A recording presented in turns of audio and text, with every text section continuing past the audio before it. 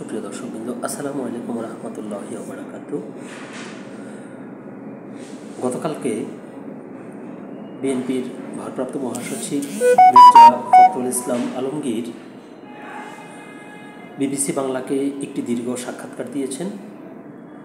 আজকের দৈনিক সংবাদপত্রগুলোর অনেক পত্রিকাতেই খবরটি বেশ গুরুত্বের সঙ্গেই প্রচারিত হয়েছে।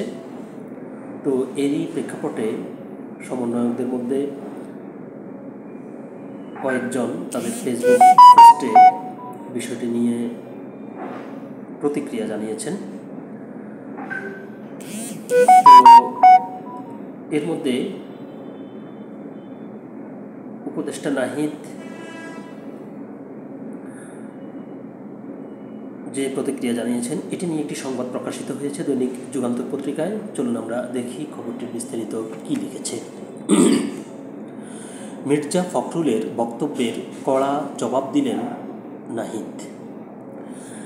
বিএনপি মহাসচিব মির্জা ফখরুল ইসলামের বক্তব্যের কড়া জবাব দিয়েছেন অন্তর্বর্তী সরকারের তথ্য ও সম্প্রচার উপদেষ্টা মোহাম্মদ নাহিদ ইসলাম। বৃহস্পতিবার নিজের ভেরিফাইড ফেসবুক ওয়ালে এক পোস্টে তিনি এই জবাব দেন। নাহিদ লিখেন, বিএনপি মহাসচিবের নিরপেক্ষ সরকারের দাবি মূলত আরেকটা ১/১১ সরকার গঠনের ইঙ্গিত বহন করে। ১/১১ এর বন্দোবস্ত থেকেই আওয়ামী ফ্যাসিজমের উত্থান ঘটেছিল। বিএনপি মহাসচিবের বক্তব্যে সামনে আরেকটা ১/১১ সরকার, সংসদীয় সংখ্যাগরিষ্ঠতা ও নতজানু পররাষ্ট্রনীতির ধারাবাহিকতা এবং গুম, খুন ও জুলাই হত্যাকাণ্ডের বিচার না হওয়ার আলামত রয়েছে।